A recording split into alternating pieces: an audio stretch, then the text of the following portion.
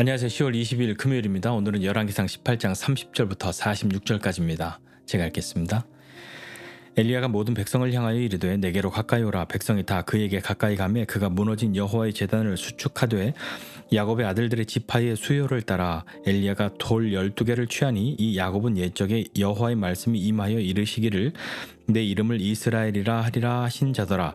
그가 여호와의 이름을 의지하여 그 돌로 제단을 쌓고 제단을 돌아가며 곡식 종자 두세 알을 둘 만한 도랑을 만들고 또 나무를 버리고 송아지에 각을 떠서 나무 위에 놓고 이르되 통 넷에 물을 채우다가 번제물과 나무 위에 부으라 하고 또 이르되 다시 그리하라 하여 다시 그리하니 또 이르되 세 번째로 그리하라 하여 세 번째로 그리하니 물이 제단에 두루 흐르고 도랑에도 물이 가득 찼더라.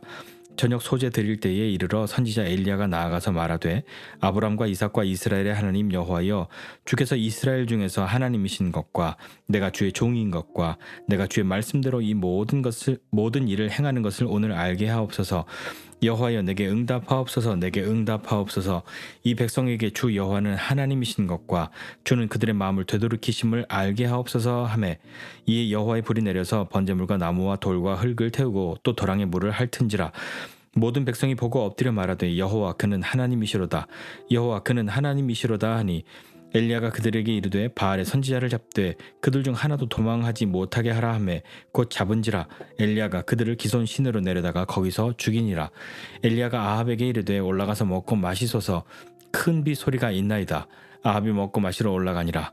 엘리야가 갈멜산 꼭대기로 올라가서 땅에 꿇어 엎드려 그의 얼굴을 무릎 사이에 넣고 그의 사환에게 이르되 올라가 바다 쪽을 바라보라. 그가 올라가 바라보고 말하되 아무것도 없나이다. 이르되 7번까지 다시 가라. 7번째 이르러서는 그가 말하되 바다에서 사람의 손만한 작은 구름이 일어나나이다. 이르되 올라가 아합에게 말하기를 비에 막히지 아니하도록 마차를 갖추고 내려가소서 하라 하니라. 조금 후에 구름과 바람이 일어나서 하늘이 캄캄해지며 큰 비가 내리는지라. 아합이 마차를 타고 이스라엘로 가니 여호와의 능력이 엘리야에게 임하매 그가 허리를 동이고 이스라엘로 들어가는 곳까지 아합 앞에서 달려갔더라. 아멘. 엘리야가 갈멜산에서 바알의 선지자들과 능력의 대결을 펼치죠. 바알의 선지자들은 아침부터 정오 그리고 저녁 소제 드릴 때까지 아무런 반응이 없고 그들의 몸을 상하기까지 하였는데도 바알은 응답하지 않죠. 이제 엘리야의 차례입니다. 그래서 엘리야가 가장 먼저 한 것은 무너진 제단을 수축하는 것이었습니다. 엘리야가 모든 백성을 향해서 내게로 가까이 오라 이렇게 이야기합니다. 가까이 와서 무엇을 하는지 잘 보라 하는 이야기죠. 그러면서 가까이 오니까 엘리야가 무너진 여호와의 제단을 수축합니다. 이세벨이 여호와의 선지자들을 다 죽이고 그 제단을 헐고 무너졌던 그것, 여호와의 제단이 무너졌는데도 불구하고 사람들은 아무런 반응이 없었죠. 왜냐하면 그것을 쓸 일이 없었기 때문인 거죠. 하나님을 섬기지 않고 하나님 앞에 나가지 않으니 제단이 무너진들 그것이 아무 문제가 되지 않았던 것 아니겠습니까? 그럴 때에 엘리야가 그 제단을 수축하고 그것을 다 백성들이 보고 있는 거죠. 그리고 이스라엘 12지파를 상징하는 돌 12개를 취해서 그 돌로 제단을 쌓습니다. 그리고 도랑을 만들고 나무를 버리고 송아지에 각을 떠서 나무 위에 놓고 물을 부으라 이야기하는 거죠. 통 넷에다 물을 부어라. 그것을 3번 반복합니다. 그렇게 하고 났더니 지금 3년 반 동안 비가 내리지 않았으니까요. 다 메말랐을 거 아닙니까? 그런데 물을 부으니까요. 제물로 놓여진 송아지 다 젖었던 것뿐만 아니라 버려놓은 나무도 다 젖고 심지어는 도랑에 물이 가득 찰 정도로 많은 물을 부은 거죠. 이것은 자연적으로 이거 건조해서 그냥 불 붙은 거야.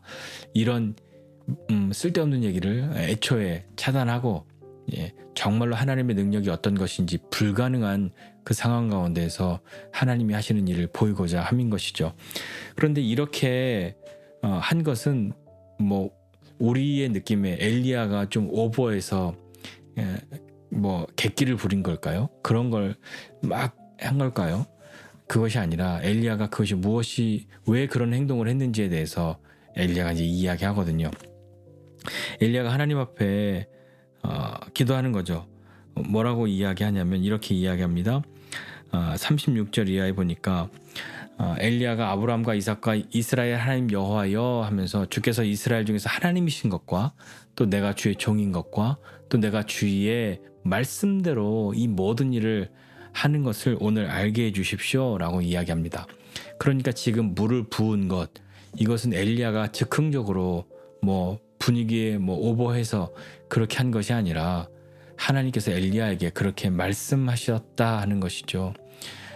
그렇게 다 젖어서 물이 가득한 그곳에 불이 내려서 그것을 사른다면 그것은 하나님이 하시는 일이 더 분명하다라고 보는 사람들이 이야기하게 되겠죠.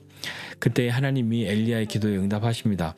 엘리야가 여호와여 내게 응답하소서 내게 응답하소서 하니 하나님이 역사하시는데 엘리야가 그때 응답하십시오 응답해 주십시오라고 말하면서 이렇게 이야기하죠. 이렇게 기도합니다.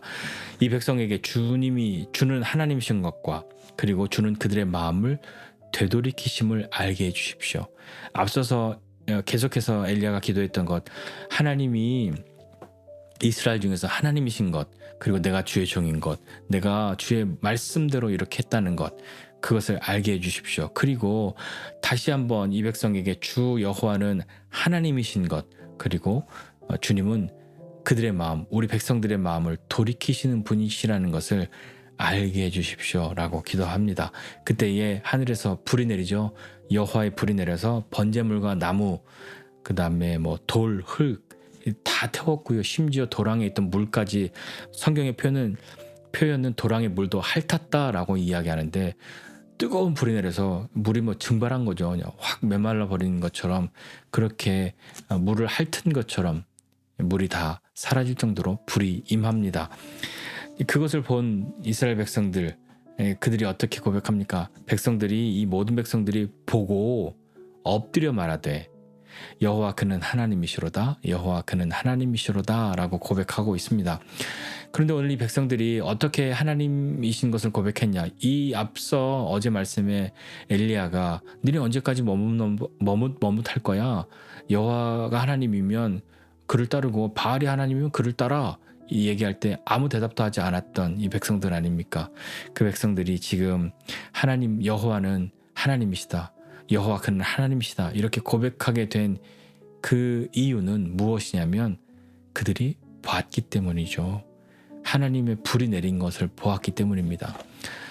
근데 우리도 뭔가를 자꾸 봐야 믿겠다고 하나님 보여주세요 그럴 때가 많지 않습니까? 주님 말씀하신 것처럼 보지 않고 믿는 사람이 복된 것인데 보지 않고도 믿을 수 있음이 우리에게 정말 복이 되는 것 아니겠습니까? 그것이 우리에게 더 큰 은혜이지 않겠습니까? 물론 하나님은 때로 보이시기도 하시고 오늘 이 백성들처럼 보았기 때문에 믿음으로 고백하는 이런 모습이 나오기도 하죠.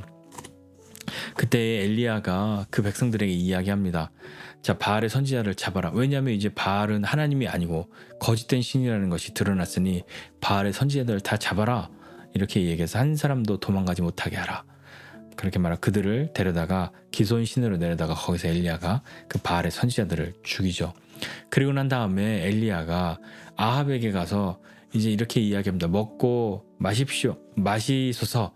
이제 큰 비의 소리가 있습니다. 올라가셔서 이제 먹고 마시고 그렇게 하십시오. 비의 소리가 있습니다라고 이야기하죠. 그때 아합이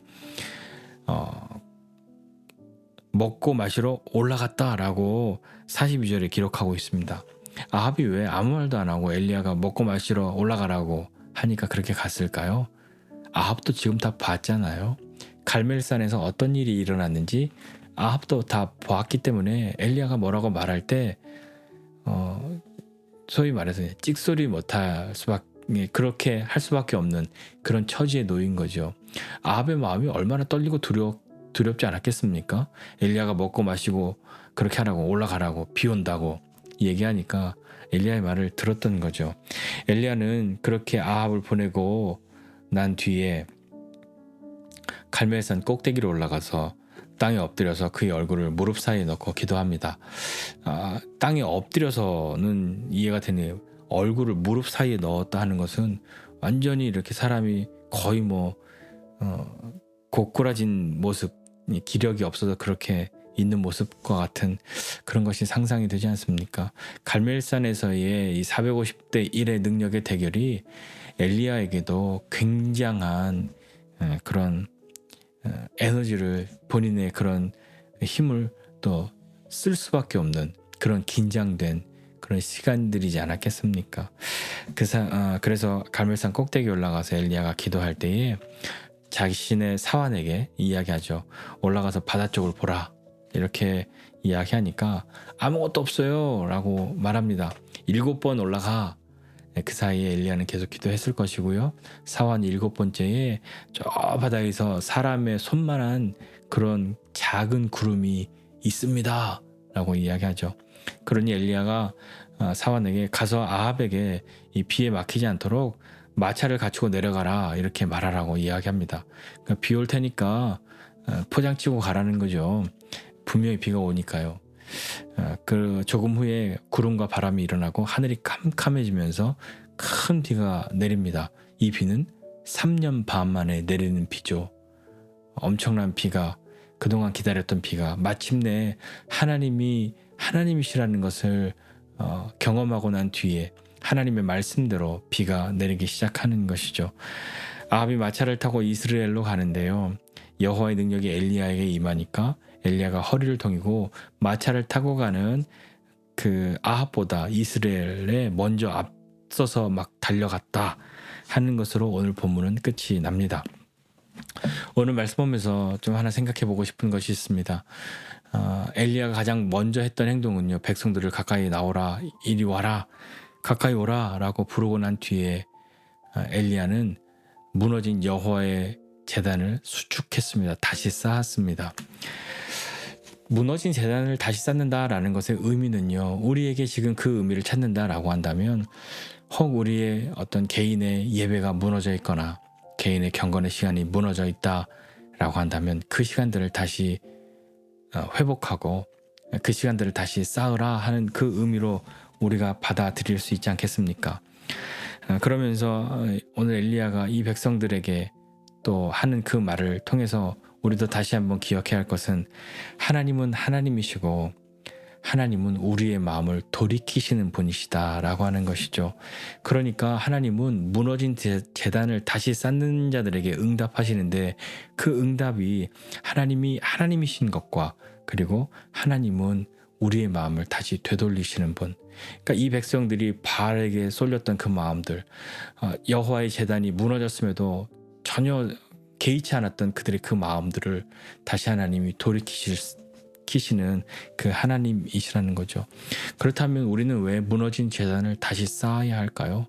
저와 여러분이 우리의 예배가 다시 흐트러져 있다면, 개인의 경건의 시간이 흐트러져 있다면, 아니면 믿음으로 하려고 했던 그 어떤 것, 그런 것이 다시 망가진 것 같고, 그렇다면 우리는 왜 그것을 다시 쌓아야 할까요? 왜냐하면 우리는 하나님께로 돌이켜야, 하나님께로 돌아가야 하기 때문입니다. 하나님이 하나님이신 줄을 알아야 되는 거죠. 그것은 다른 방법이 없습니다. 하나님을 예배하고 하나님 앞에 있음으로 그것을 배우는 것이지, 다른 것으로 입술로는 하나님을 고백하지만 하나님을 섬기지 않고 하나님을 예배하지 않고 다른 것을 예배하면서 여호와와 바알 사이에서 머뭇하면서 무너진 제단을 쌓았다, 하나님께로 돌이켰다, 하나님이 하나님이신 줄 안다라고 고백하는 것은 정직하지 않은 그런 고백이지 않겠습니까? 우리가 하나님을 예배하고 살지 않는다면요, 우리는 어떻게 되겠습니까? 분명히 우리는 다른 것으로 우리의 주인을 삼고 그것을 예배하며 사는 그런 사람이 되어버렸을 겁니다. 이스라엘 백성들이 머뭇거린 것이 그것이거든요. 그래서 때로 우리의 어떤 일상을 무너뜨리기 위한 어둠의 공격은 우리의 예배를 망가뜨리고 우리의 예배를 무너뜨리려고 하는 대로 찾아오기도 합니다. 여러분 어떠십니까? 나의 예배는 어떻습니까? 내가 개인적으로 하나님 앞에 나가는 시간들은 어떠십니까? 그 시간들이 정말 하나님 앞에 은혜와 감사와 기쁨의 시간들이 되고 있습니까? 아니면 전에는 정말 잘했는데 요즘에 좀 살짝 미끄러졌어. 요즘엔 좀 게을러졌어. 해야 되는 건 알지만 안 하고 있어 그런 분이 혹 계시다면 다시 한번 무너진 여호와의 제단을 수축해야 하지 않겠습니까? 다시 쌓아야 하지 않겠습니까? 다시 쌓는 자들에게 하나님이 응답하십니다. 하나님이 하나님이신 것과 하나님이 우리의 마음을 돌이키게 하시는 분이시라는 것으로 우리에게 분명하게 응답하실 겁니다. 그러니 믿음의 용기를 가지고 다시 한번 우리의 무너졌던 그런 제단이 있다면 믿음으로 주님 앞에 다시 한번 쌓지 않으시겠습니까? 난 전에도 했는데요. 자꾸만 반복돼요. 그렇다 할지라도 오늘 다시 우리의 무너진 것 다시 쌓아야 하는 것이 우리이지 않습니까? 하나님의 도우심을 구하고 하나님의 은혜를 구할 때 하나님이 우리를 모른다 그렇게 말씀하지 않으시고 우리를 도우시고 하나님이 하나님이신 것과 하나님이 다시 한번 우리의 마음을 돌이키시고 새 힘 주시는 분이시라는 것을 경험하게 하시는 그분이 오늘도 우리와 함께 하실 것입니다. 용기를 가지고 다시 한번 무너졌던 우리의 그 믿음의 제단, 여호와의 제단을 다시 쌓는 저와 여러분 모두가 되시기를 주님의 이름으로 축복합니다. 기도하겠습니다. 하나님 아버지 은혜와 사랑을 감사드립니다. 하나님 머뭇머뭇거리는 우리의 삶을 주님 다시 한번 붙들어 주시고 하나님 앞에 나아가는 사람 되게 해주십시오. 하나님 주님 앞에 나아가고자 하나 어디로 가야 하고 어떻게 가야 할지 모를 때 무엇부터 해야 될지 모를 때 주님 무너진 여호와의 제단을 다시 쌓는 일부터 우리가 시작할 수 있도록 주님 은혜를 베풀어 주십시오. 하나님 무너져 있고 소홀해진 그리고 가벼워진 그리고 마음 진심을 다하지 않는 우리 예배 우리 개인의 경건의 시간들 다시 한번 회복할 수 있도록 주님 은혜를 더하여 주시기를 원합니다. 하나님 아버지 이 무너진 제단을 다시 쌓는 자들에게 응답하시는 하나님이신 줄 믿고 하나님이 하나님이신 것과 하나님이 다시 한번 우리의 마음을 돌이키시고 우리에게 새 힘 주시는 분이시라는 것을 믿고 그 은혜를 구하고 나아갑니다. 하나님 또다시 이 제단을 쌓을 수밖에 없는 연약한 우리이지만 하나님 다시 이것이 또 쓰러지고 무너진다 하여도 또다시 주님 앞에 나아갈 수 있는 그런 믿음과 용기도 우리에게 허락하여 주시고 주님을 붙들고 주님의 은혜를 힘입어 하나님이 하시는 일을 경험하게 되는 우리 되게 하여 주옵소서. 오늘 다시 한번 우리의 마음을 결단을 하고 결심하여 무너진 우리의 제단, 여호와를 향한 제단, 우리의 믿음의 제단을 다시 쌓는 우리에게 주님 은혜를 더하여 주시옵소서. 감사드리고 예수님의 이름으로 기도드립니다. 아멘.